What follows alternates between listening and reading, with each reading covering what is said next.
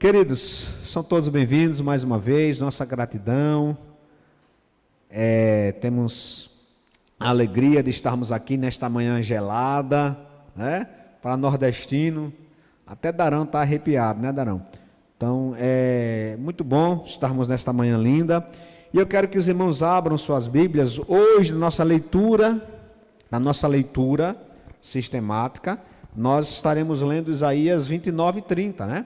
Os irmãos em casa, nós não iremos ler todo o capítulo, obviamente, mas vamos pegar Isaías capítulo 29 e estaremos meditando sobre a adoração autêntica, a verdadeira adoração, sobre o culto que agrada a Deus, sobre como podemos viver, cultuar, adorar o Senhor da maneira que Ele deseja.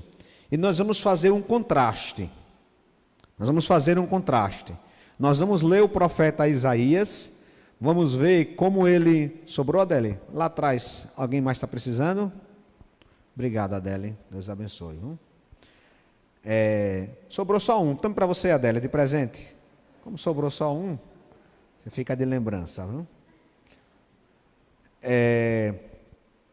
Nós vamos fazer um contraste entre aquilo que o profeta Isaías profetizou e o cenário que ele encontrou, e nós iremos para uma igreja do Novo Testamento. Não é a igreja de Jerusalém, não é a igreja de Corinto, não é a igreja de Éfeso, não é nenhuma dessas igrejas mais famosas. Nós vamos fazer um contraste com a igreja de Esmirna e ver como que nós podemos compreender a verdadeira adoração, a adoração autêntica, à luz da palavra de Deus, e como devemos nos desvencilhar, nos afastar daquilo que o profeta Isaías falou, profetizando contra o povo judeu, contra aquelas pessoas que adoravam a Deus de maneira hipócrita, e nos aproximarmos de uma igreja que tem muito a nos ensinar, que sabemos pouco a respeito dela, Eliseu, do ponto de vista histórico, mas que o que nos está revelado é muito para nós, que é a igreja de Esmirna. Então vamos primeiro abrir a palavra do Senhor em Isaías capítulo 29, do verso 13 ao 16.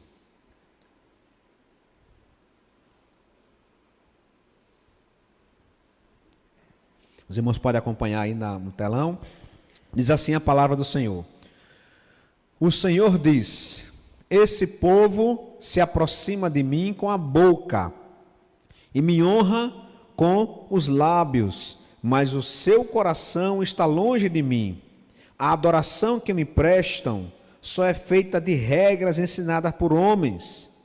Por isso, uma vez mais deixarei atônito esse povo com maravilha e mais maravilha.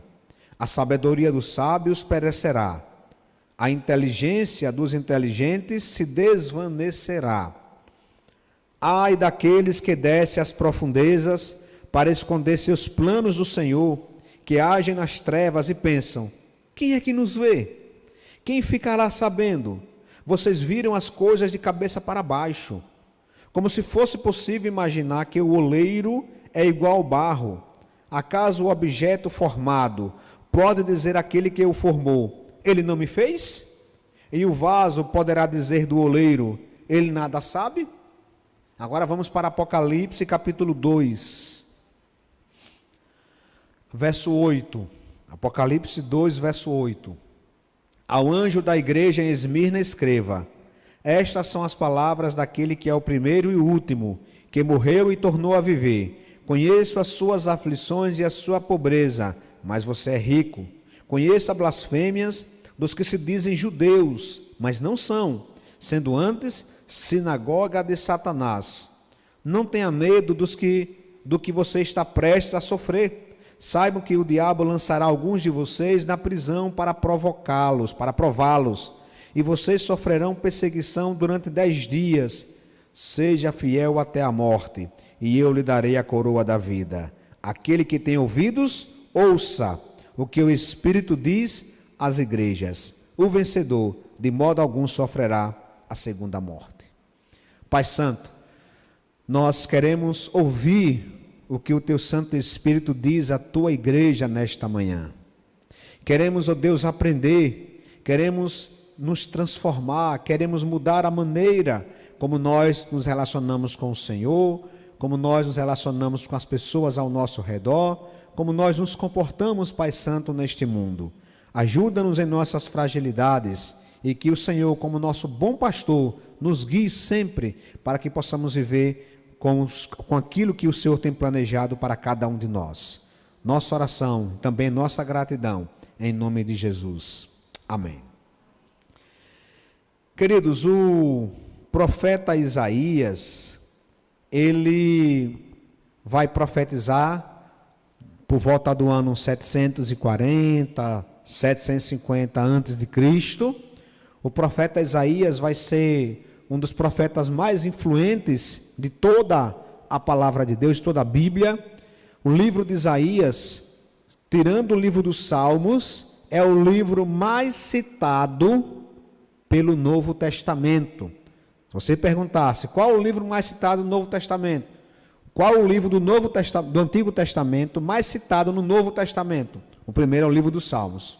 E o segundo, profeta Isaías. São 66 capítulos de marteladas, de marretadas, onde Deus, por meio do profeta, confronta as nações, confronta o povo de Israel, confronta o povo de Judá, mas também onde Deus lança sua mão de misericórdia, lança sua mão de compaixão, sempre querendo trazer o povo de volta à reconciliação, sempre querendo trazer o povo de volta ao aconchego. A mensagem do profeta Isaías, meus irmãos, ela é um resumo de toda a história da salvação, qual seja, o homem se rebela contra Deus, a consequência dessa rebelião, desse pecado, são vistas ainda nesta vida, por meio dos cativeiros, da fome, das pestes, das adversidades, mas também são vistas por meio dos relacionamentos. O homem começa a se afastar dos princípios de Deus. Deus, olhando para a humanidade, vem em favor desta humanidade, lançando sempre a mensagem de arrependimento, de perdão, que aquele que se arrepende encontra um Deus perdoador, e apontando para o fim, onde tudo isso mudará, onde o leão comerá grama, onde o leão habitará com o cordeiro, onde a criança colocará a mão em um ninho de cobra, mostrando naturalmente aquilo que haverá de acontecer no fim.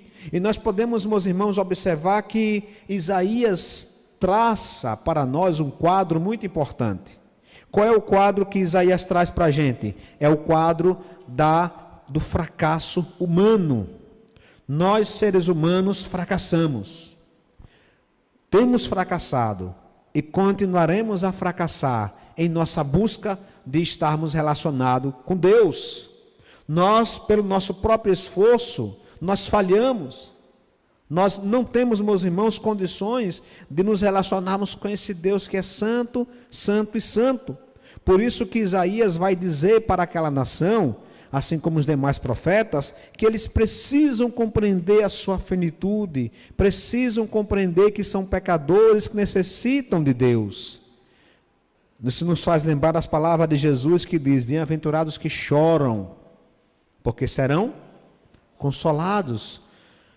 Não é quem tem dor de dente, não é quem tem pedra nos rins. Bem-aventurados que choram são aqueles que entendem a sua pecaminosidade.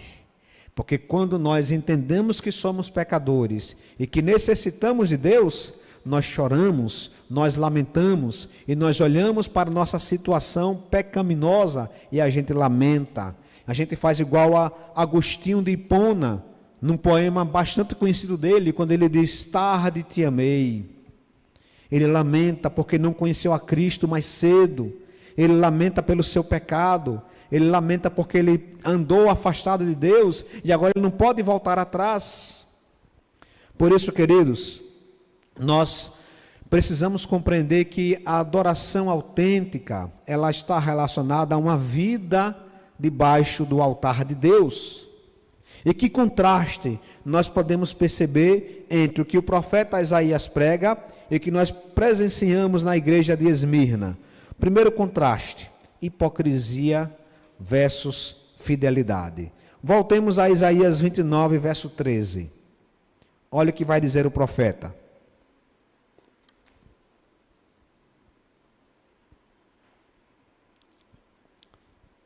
O Senhor diz, o profeta é só uma ferramenta, é só uma enxada, né? O Senhor diz, esse povo, está falando da nação judaica, esse povo se aproxima de mim com a boca e me honra com os lábios, mas o seu coração está longe de mim. Queridos, Deus olha para a igreja chamada judeus, chamada Judá, e o diagnóstico de Deus é que as pessoas estão indo ao templo fazer nada. As pessoas vão cultuar a Deus para nada. Elas entoam cânticos afinados para nada. Elas participam de corais lindos e maravilhosos, com divisão de vozes, com baixo, barítono, tenor, para nada. Eles vêm de longe, dos 4 cantos da nação de Israel, trazem ofertas, trazem cabritos, trazem ovelhas, trazem bois, para nada. Os irmãos percebem este retrato terrível que Deus faz daquele povo? Eu o reprovo, diz o Senhor. Isso, meus irmãos, nos faz lembrar, lá logo quando Adão e Eva saem do jardim, que tem 2 filhos crescidos, e esses filhos crescidos de Adão e Eva começam a querer se relacionar com Deus. E esses filhos crescidos de Adão e Eva, no seu intuito de querer adorar a Deus, levam presentes para Deus, oferta a Deus. E essas 2 crianças cresceram no mesmo lar, são filhos do mesmo pai, filho de Adão, filho de Eva, cresceram na mesma igreja, tiveram a mesma educação. Mas Deus reprovou a adoração de um e aprovou a adoração de outro. Estou falando de Caim e de Abel. Meus irmãos, quando nós ofertamos a Deus alguma coisa, o que prejudicou a adoração de Caim e Abel não foi o objeto em si, não foi porque um levou carne e outro levou da lavoura, mas é o coração. Deus não estava preocupado, no caso de Caim e Abel, com a qualidade em si, mas com a vida daquela pessoa. Então Deus reprovou, não gostou da adoração de Caim. E a inveja que já existia no coração dele, a corrupção que já existia no coração dele, encontrou ali uma deixa apropriada. E então Caim agora dá voz àquele sentimento que estava já alojado em seu coração e mata o seu irmão Abel. Queridos, já parou para pensar que Deus pode reprovar a sua adoração? Já parou para pensar que depois de um dia de culto, como hoje, domingo, Deus pode dizer para você: eu não aceito o culto que você acabou de prestar a mim, na comunidade, na igreja Batista em Augusto Franco, eu reprovo você, porque você foi cultuar-me apenas de maneira exterior, você nem estava lá presencialmente. Você estava presencialmente, mas você não estava mentalmente. Você não estava em espírito. Você foi por qualquer outro motivo. Você foi porque queria agradar alguém. Você foi porque queria fazer alguma coisa. Porque foi obrigado eventualmente. E aí Deus diz: eu reprovo a sua adoração. Você se aproxima de mim com a boca e me honra com os lábios, mas o seu coração está longe de mim. Coração aqui, meus irmãos, significa a nossa vida interior, aquilo que nós somos, a nossa mentalidade, os nossos desejos, nossas motivações. Meus irmãos, eu já falei isso aqui anteriormente. Muitas igrejas estão se transformando para atrair as pessoas. Elas cada vez mais se sentem pressionadas para fazer um louvor extraordinário, não para agradar a Deus totalmente, mas para atrair as pessoas. Cada vez mais as igrejas estão pressionadas a estarem reformando seus espaços de culto, a fazerem 1001 programações, a fazerem 1001 festas. Para quê? Para atrair as pessoas. Mas se não for Jesus a sua principal motivação em cultuar a Deus, nada mais serve. Se não for Jesus a sua real motivação para sair em um domingo pela manhã, em um domingo chuvoso, a sua adoração não chegará ao trono da graça. Se não for Jesus, a graça de Jesus, aquilo que Ele fez por você, se não for uma resposta de sua gratidão a Deus, nada servirá. Quando nós, queridos, compreendemos quem nós éramos antes de Cristo, o que nós somos agora com Cristo, ao invés de estarmos sendo reprovados pelo próprio Deus, nós iremos demonstrar fidelidade. O povo judeu estava na hipocrisia, até ia para os cultos, mas o coração deles não estava lá.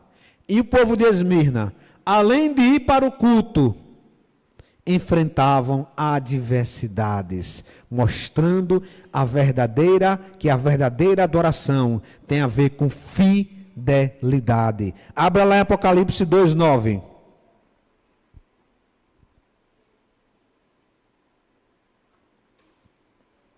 Conheço as suas aflições e a sua pobreza, mas você é rico. Só até essa parte.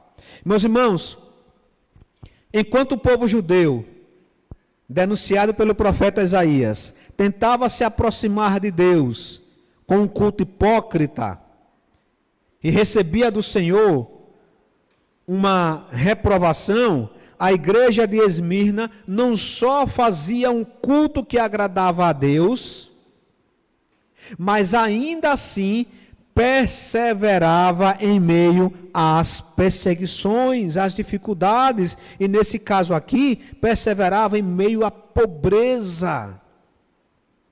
Enquanto os judeus iam para os templos, para o templo de Jerusalém, com boi gordo, com ofertas pomposas, com presentes maravilhosos, a igreja de Esmirna era uma igreja pobre, era uma igreja simples. A oferta de Esmirna, meus irmãos, nem se comparava com as ofertas levadas para o templo. Mas Deus disse: Esmirna, eu não só aceito o culto que vocês prestam a mim, como eu também aceito vocês e aceito também a fidelidade de vocês. Por isso que Deus vai dizer: conheço as suas obras. Que obras? As aflições dele. Eu conheço, eu sou o seu Deus. Eu conheço você, Esmirna. Povo de Jerusalém, povo judeu, eu não os conheço. Eu não os conheço, não conheço as suas ofertas, não conheço a sua adoração, não conheço o seu culto, eu não conheço nada que diz respeito a você, porque você é um hipócrita. Você vem adorar a Deus, mas o seu coração não está aqui. Você vem aqui de má vontade. Você vem aqui torcendo para que o culto acabe logo. Você vem adorar a Deus, torcendo para que as coisas não sejam como isso. Você fica distraído com qualquer coisa. Sua mente fica totalmente viajando. Pastor, eu tenho TDAH. Se for verdade, Deus sabe. Deus sabe. Tem gente que tem TDAH, transtorno de déficit de atenção e hiperatividade. Deus sabe disso, queridos.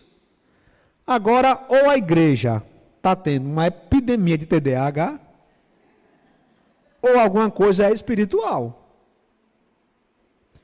Quem tem alguma enfermidade, Deus sabe. Deus sabe, meus irmãos, e Deus acolhe essas pessoas de um jeito como nenhuma outra pessoa acolhe. Deus sabe de todas essas dificuldades que a gente tem, mas se ela for espiritual, meu querido, aí se for espiritual, sobre você recai Isaías. E já a igreja de Esmirna, Deus diz, eu conheço vocês, conheço aflições, conheço a sua pobreza, mas vocês não se deixam levar por isso. Vocês, além de ter uma adoração genuína, vocês sofrem e perseveram. Esse é o primeiro contraste que nós vamos perceber, queridos, entre a igreja, entre os judeus e a igreja de Esmirna. Os judeus estavam mais próximos de uma outra igreja. Se fôssemos comparar o povo judeu com alguma igreja de Apocalipse, das 7 igrejas, o povo judeu estava mais próximo de Laodiceia. Abra aí Apocalipse capítulo 3, verso 17.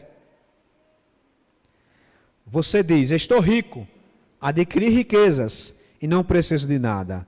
Não reconhece, porém, que é miserável, digno de compaixão, pobre, cego e que está nu. A adoração autêntica é uma adoração que persevera, mesmo diante das adversidades. Não é só uma adoração que não é hipócrita.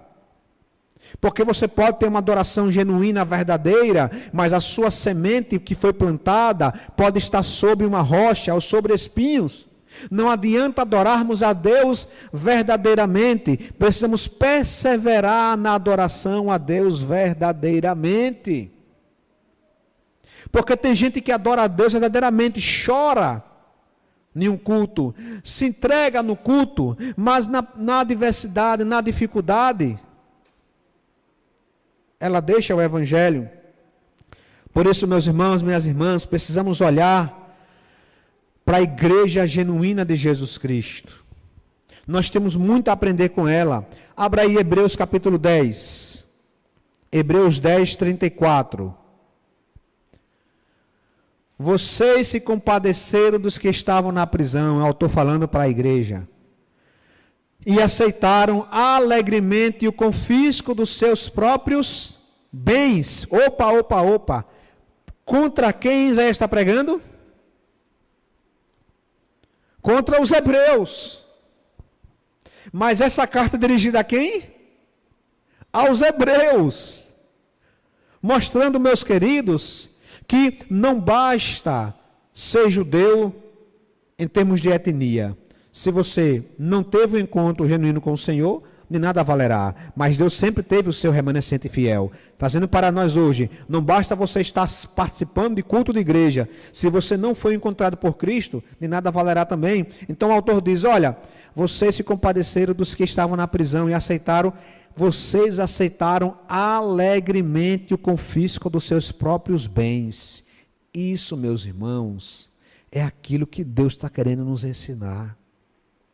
A adoração a Deus é a coisa mais importante que existe, nossa comunhão com Ele, nossa relação com Ele. E havia um grupo, por volta aí do ano 60 depois de Cristo, um grupo de judeus crentes, não judeus, do qual a profecia de Isaías denunciava, mas um grupo de judeus que, por conta da sua adoração genuína, se mantiveram fiéis, se mantiveram firmes, mesmo quando sofreram perseguição, meus irmãos, na área da pobreza, na área econômica. Esse grupo, meus irmãos, tiveram perseguição tão feroz que os seus bens foram confiscados. Você fala, poxa, que legal. Pense um pouquinho na sua vida agora. Pense que por conta da sua fé, tomam a sua casa, tomam os seus bens. Pastor, só tem uma bicicleta. Toma sua bicicleta. Já imaginou, queridos? E aí, quanto mais você tiver bens, mais dificuldades você teria.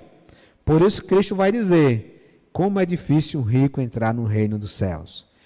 Quem dizia, olha, rapaz, eu só estava com a casa alugada, tinha uma capa, tinha um jegue, levaram o jegue, mas o preço daquele jegue, coitados, ele vai ter mais trabalho em alimentar o jegue do que com o patrimônio que valia o jegue. Muito menos bagagem para levar. Quanto mais bens, mais dificultoso foi para quem estava participando desta igreja. Mas esses irmãos, eles se alegraram, meus irmãos, aceitaram alegremente, cumprindo assim a palavra de Jesus, no Sermão do Monte, quando disse, bem-aventurados serão vocês quando por minha casa vos injuriarem, vos perseguirem e fizerem todo mal contra vocês. Bem-aventurado, verdadeiramente feliz. Eles, meus irmãos, perceberam, olha só, estão levando os meus bens. Por que estão levando os meus bens? Porque nós somos cristãos. Nós estamos associados a Jesus Cristo. E eles se alegraram. Por que se alegraram? Pois sabiam que possuíam bens superiores e permanentes. Isso, meus irmãos, é a igreja raiz. É esse tipo de adoração que precisamos, queridos, avançar. Mas há um segundo contraste. O segundo contraste, meus irmãos, está nessa falsa espiritualidade. Porque quando Deus, ele reprova o culto, não é só pela motivação do coração, é também pela motivação do coração, mas também é pela vida da pessoa. Quando Deus reprova Caim, ele não reprova só pela motivação do coração de Caim, mas ele reprova a própria vida de Caim. Se Deus reprovar o seu culto, ele não está reprovando só a motivação que está no coração, no seu coração, ele está lhe reprovando em toda a sua vida, porque é uma coisa indissociável, meu irmão, minha irmã. Se eu estou no altar de Deus, se o meu culto está no altar de Deus, eu também estou no altar de Deus. Se Deus me aprova, ele aprova o meu culto. Se Deus me reprova, ele reprova o meu culto. E vice-versa. Então, o segundo contraste é que Deus olhou e percebeu uma falsa espiritualidade naquele povo. Volta para Isaías. Vamos ver agora o verso 13, ainda o verso 13. Esse povo se aproxima de mim,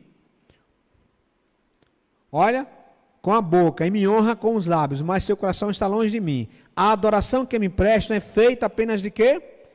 De regras só feitas por homens. Próximo versículo.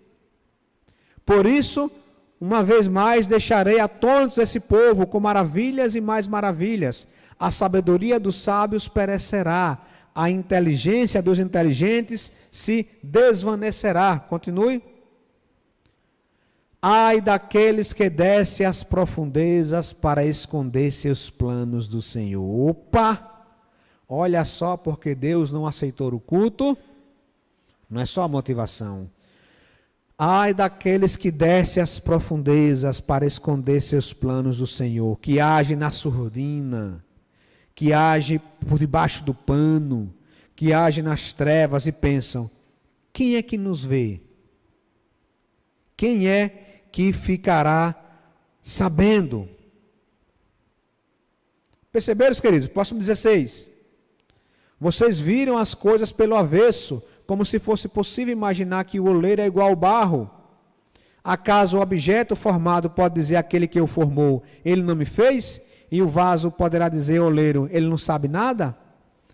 Meus irmãos, aquele povo foi reprovado em sua adoração, porque a vida deles foi reprovada. Eles faziam pecados ocultos, na surdina tramavam contra o necessitado, na surdina faziam atrocidades, pecavam.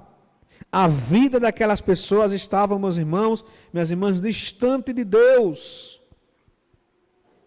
Eles eram pessoas afastadas do Senhor, logo Deus reprova o culto, porque também reprovou a vida. Não há possibilidade de termos um encontro genuíno com Jesus Cristo e permanecermos nos mesmos erros. Alguma coisa tem que mudar. Alguma transformação deve, meus irmãos, aparecer. Deus, Ele deixa claro, sabe aquela palavra que a gente usa muito nos cultos, né? Venham como está.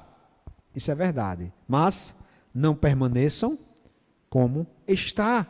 João Batista, quando estava evangelizando, e ele tinha um sermão muito peculiar, João Batista. João Batista não seguia a homilética, ele não seguia nada, né, de oratória, ele não seguia psicologia, ele dizia raça de víboras, cobras venenosas. Pastor, é João Batista. Alguns querem imitar João Batista hoje, não é assim. João Batista é João Batista. Não tem ninguém nascido de mulher igual a ele, como disse Jesus, né? Então eles, raça de víboras, cobras venenosas, vocês acham que vão escapar do juízo de Deus? Como então, João, podemos nos arrepender? O que é que João diz? Vá ler teologia. Não, João dá exemplos práticos. Solidariedade. Quem tem duas capas, dê uma ao pobre.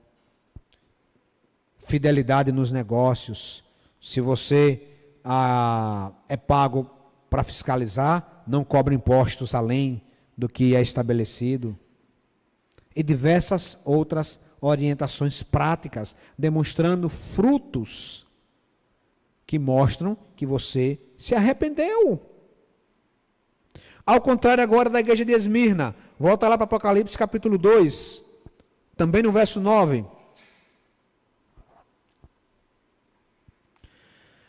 Conheço as suas aflições, sua pobreza, mas você é rico. Conheço as blasfêmias dos que se dizem judeus, mas não são, sendo antes sinagoga de Satanás. Meus irmãos, os judeus, eles foram convertidos na época de Cristo, mas foram poucos. Veio para os que eram seus, mas os seus não receberam. Não é uma questão de a gente estar jogando pedra no povo judeu, longe disso. Mas eles tiveram essa oportunidade e não abraçaram. Infelizmente, ao longo da história, muitos não compreenderam isso e fizeram algumas perseguições ao povo. Isso jamais deveria ter acontecido. Mas, desde aquela época, nós vamos ver grupos de remanescentes fiéis. A carta aos Hebreus é um exemplo disso. Mas, nesta região de Esmirna, havia uma sinagoga. E essa sinagoga perseguia os cristãos. A vida do povo de Esmirna era uma vida no altar do Senhor. Já a vida do povo judeu, esses judeus são descendentes diretos espirituais dos judeus de Elias. Desculpa, dos judeus de Isaías, que Isaías profetiza. Esses judeus, meus irmãos, eles blasfemavam. Esses judeus, meus irmãos, que antes se afastavam de Deus, agora perseguem os verdadeiros adoradores. Aqui, blasfêmia significa difamação, calúnia. Como compreender isso do ponto de vista histórico? Em Esmirna, os judeus, eles espalhavam falsos rumores sobre os cristãos, trazendo informações inverídicas, fake news acerca dos cristãos. Logo, meus irmãos, a população de Esmirna era envenenada, influenciada para perseguir os cristãos. Jesus chega a dizer então que esses judeus, na verdade, eram sinagoga de Satanás, como está aí. Eles não são uma reunião do povo de Deus, é uma sinagoga de Satanás. Os irmãos estão percebendo que palavra forte? Já imaginou Deus dizer, olha, nós somos igreja de Cristo. Aí Cristo dizer, não, vocês são igreja de Satanás. Sinagoga era o lugar do povo de Deus. Uma invenção da época do cativeiro da Babilônia. Era na sinagoga que o povo judeu aprendia a lei, aprendia a temer a Deus. Havia sinagogas santíssimas, no sentido de que povo temente a Deus. Mas aquela sinagoga em especial não era uma sinagoga verdadeira, genuína. Era uma sinagoga de Satanás. E aqui, meus irmãos, nós vamos aprender que quando a gente fala de adoração autêntica, nós estamos falando em dois tipos de igreja, mas também dois tipos de pessoas. É porque na Bíblia, às vezes, há algumas metáforas, algumas coisas que era dar uma maquiada. Quando Jesus Cristo diz, quem comigo não ajunta, espalha, o que ele está querendo dizer? Se você não é filho de Deus, você é filho de quem? Percebe, queridos? Não tem dois caminhos. Ou você é filho de Deus, ou você é filho da perdição. Ou você está com Cristo, ou você é contra Cristo. Ou você de fato é cristão, ou você é um opositor. Não existe dois tipos de pessoas. Ou nós somos de Caim, ou nós somos de Abel. E aí, meus irmãos, naquela época, os judeus tinham um acordo com Roma. Havia um acordo com Roma e eles eram desobrigados para toda e qualquer obrigação religiosa para com o império. Era uma espécie de acordo.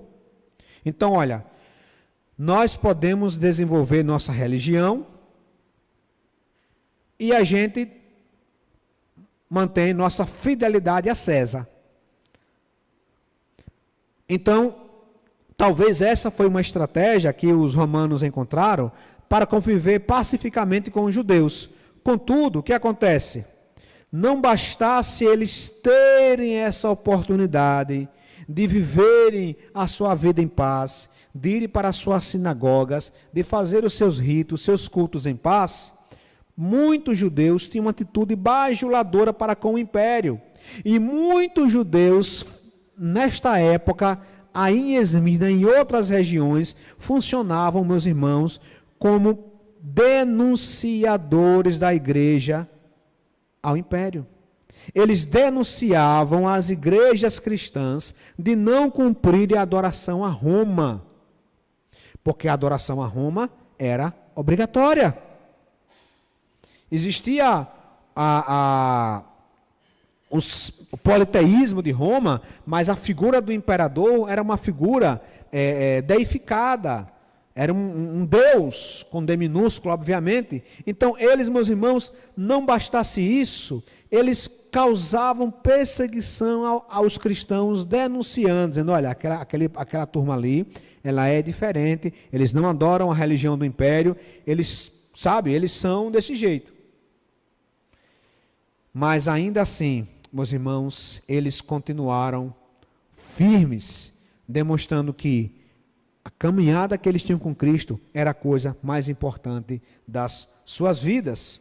Por isso que em 1 Pedro capítulo 2, coloca aí, 1 Pedro capítulo 2, verso 20.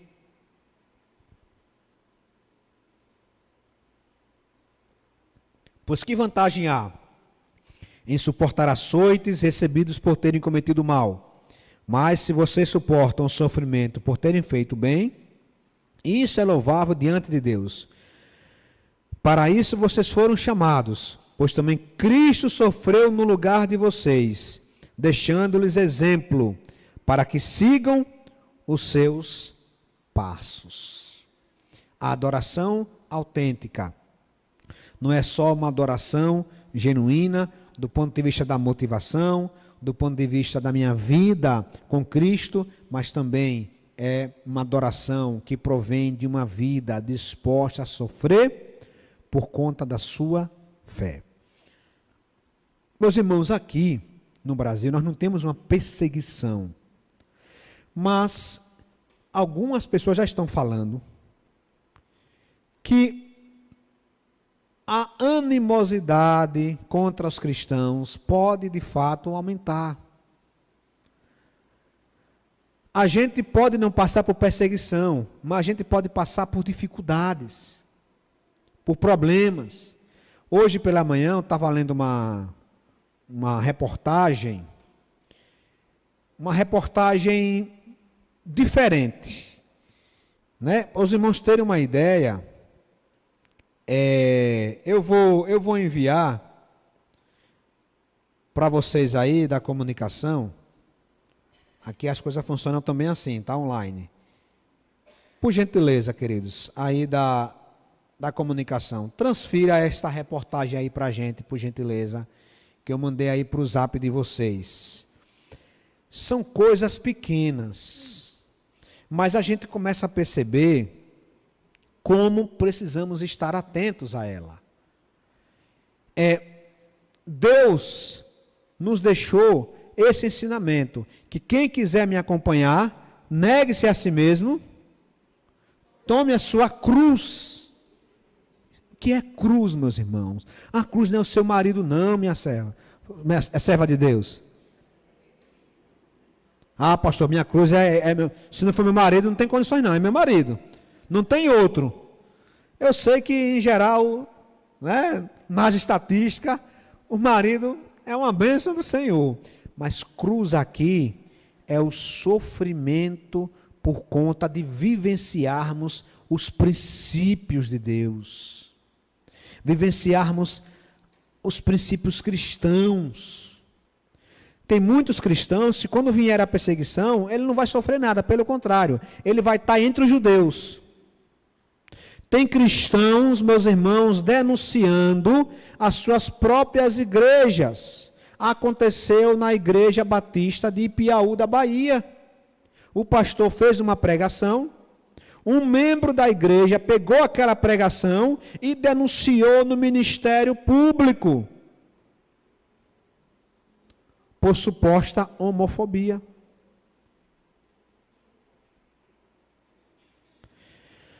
Esta é a pior perseguição.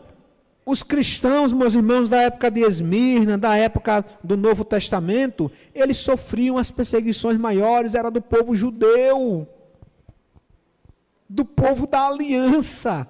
Assim que encontrar, pode postar. Do povo da aliança. Olha aí, ó. Igreja é fechada em Curitiba por perturbação do sossego. Aí você fala, não, é uma church. É uma church que tem um som gigante. Não, só pode ser uma church que tem shows gigantes. Olha a church aí. Pode passar um pouquinho. Olha a church. Olha a church aí. Eu fiz questão de procurar na internet essa igreja por dentro. É uma igreja toda mimosinha. Essas igrejas Maranata, elas são todas mimosinhas, né? Toda. Olha que bonitinha, né? Não é assim? É toda. Parece casinha de boneca, né? A igrejinha. Aí a Adele, a Dana, eu quero olhar, papai, né? Porque é toda pequenininha, jeitosinha.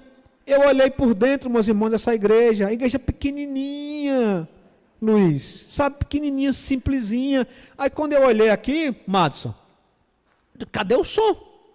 Não tinha um som. Um microfone com uma caixa. Não tinha nada. Não tinha nada. Pode descer. Olha aí. A igreja, né? Rapidamente aqui lendo, olha. A Igreja Cristã Maranata no bairro de São Francisco está fechada por decretos judiciais. O local foi denunciado pelo Ministério Público do Paraná por perturbação do sossego e poluição sonora. Na segunda-feira, a Justiça determinou que o local obtenha um alvará que permita a veiculação de música ao vivo ou com equipamento de som. A igreja não pode promover nenhuma atividade enquanto não conseguir a permissão da Prefeitura. Para a Secretaria de Meio Ambiente, o estabelecimento religioso deve providenciar reforma de isolamento acústico para evitar problemas de som do padrão acima do padrão permitido. O promotor lembra que, no caso o local não cumpra as determinações, a igreja será multada diariamente. Aqui eu já vi em outra reportagem. A Igreja Cristã Maranata deve cumprir o prazo e as orientações até 30 de dezembro. Pode sair daí. Percebeu, queridos? Meus irmãos, alguns irmãos estão nos avisando. Pessoas, irmãos de fé, irmãos de oração, A igreja está percebendo, está vindo, meus irmãos, uma nuvem esquisita. Isso está relacionado com o esfriamento da fé. Essa nuvem está relacionada, meus irmãos, a esfriamento dos princípios cristãos genuínos. Não é que a sociedade vai se barbarizar. Pelo contrário, aquelas coisas básicas serão enfatizadas. Não matarás, ajudar o próximo, ser uma pessoa de bem. O que importa é a gente cuidar do meio ambiente, cachorro, gato, papagaio, que isso é bom mesmo. Mas é essa ênfase, sabe? Não usurpar o patrimônio do outro. Mas alguns princípios cristãos são somente cristãos. Na área, por exemplo, da sexualidade. Já existem situações em que os condomínios não podem nem mais fazer reunião, culto. Isso é real já. Se a gente fizer no nosso condomínio, está lá no regimento.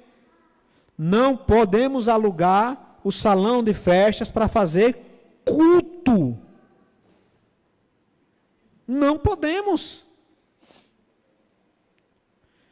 Percebem? Então, estamos nos preparando. Nossa igreja, quando eu falo nossa igreja no geral, a gente percebe, meus irmãos, que essa liberdade que nós temos não nos é aproveitada. E nós temos cristãos reclamando de mimimi, de coisas simples. Uma sala que não está adequada, um ar-condicionado que tem, que falta, que é frio, que é calor, alguma coisinha ou outra. Mas, meus irmãos, nós temos que olhar para aquela igreja dos hebreus que se alegrou em ter os seus bens confiscados pela sua fé, porque eles sabiam que existia um patrimônio muito maior. Percebe, queridos? Então, precisamos compreender que a nossa adoração genuína, ela precisa partir desse entendimento. A nossa vida no altar, o nosso coração no altar, a nossa vida no altar e a nossa fidelidade a esse Jesus no qual o altar nós nos encontramos. Não temos perseguição, glória a Deus, que o Senhor não nos permita que tenhamos, mas temos e teremos, infelizmente, algumas dificuldades, coisas que vão tentar bagunçar, dificultar o reino de Deus. E, meus irmãos, preste bem atenção, a gente precisa entender que, imagine se eles disserem, olha, a gente não está perseguindo ninguém, o que nós queremos é que se cumpra a lei. Aí você imagine agora, Polícia Federal, Receita Federal, Ministério Público, Prefeitura, Secretaria de Meio Ambiente, Secretaria de Infraestrutura, todo mundo se juntar para vasculhar o que tem nas igrejas de irregular. Fica uma. Aqui a gente tem que encontrar, olha, a bica que vocês colocaram está irregular, porque tem que cair daqui e caiu de lá. Aí, eita, meu pai, olha, aqui esse seu relatório aqui tem que ter esse selo tal e você não tem. E eles, se quiserem, eles já têm nas mãos, hoje, uma legislação capaz de causar embaraço. A palavra é essa, embaraço, irmã Daci. Ele já pode fazer isso, embaraço. Porque, meus irmãos, é muita lei. Algumas leis, elas não têm, digamos assim, aplicação prática, porque ninguém mexe, mas se quiserem, eles podem usar a lei. A lei está em vigor. A lei está em vigor. E a gente percebe que o mundo que está vindo, já existe, meus irmãos, situações de ser proibidos de querer trazer uma pessoa de uma, como eles chamam, de uma religião para outra. Para a gente não é chamar de uma religião para outra. Para a gente é anunciar ela Jesus Cristo, a salvação que há em Jesus Cristo. Mas já existem situações em que você fica meio que embaraçado em termos de falar a sua fé. cada vez mais a nossa fé vai ser estimulada a ser uma questão de fórum íntimo. É a sua fé. Fique para você, viva a sua fé. É uma questão de fórum íntimo, é sua. Ninguém aqui precisa saber de sua fé, ninguém aqui precisa ser persuadido da sua fé. Como igreja, estamos preparados para adorar a Deus com a motivação correta, com a nossa vida correta e com fidelidade? Quero concluir, queridos, lendo Isaías 29, 18 e depois Apocalipse 2:11. Apocalipse, Isaías primeiro, 29, 18. Naquele dia, sempre haverá o remanescente fiel do Senhor. Naquele dia, os surdos ouvirão as palavras do livro. E não mais em trevas e escuridão. Os olhos dos cegos tornarão a ver. O que acontecerá? Os surdos ouvirão e os cegos tornarão a ver. Apocalipse 2:11. Aquele que tem ouvidos, ouça o que o Espírito diz às igrejas. O vencedor, aquele que adora a Deus em espírito e em verdade, aquele que adora a Deus com a motivação correta, aquele cuja vida reflete essa adoração que ele presta a Deus, aquele que é fiel ao Senhor, mesmo na adversidade, de modo algum sofrerá a segunda morte. E a segunda morte, queridos, é essa. No último dia, ao ressoar a trombeta, todos os que estiverem nos túmulos, na terra, ressurgirão. Na linguagem bíblica de Isaías, inclusive, a terra está em dores de parto. A terra vai parir. A terra vai parir. E quem ela vai parir? As pessoas que morreram, todas elas. Todas as pessoas ressuscitarão. Essa é uma doutrina bíblica que você precisa compreender. Todos ressuscitarão. Uns para a vida,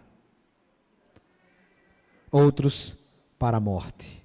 Como é uma outra morte de quem já morreu, então essa outra morte é chamada de segunda morte.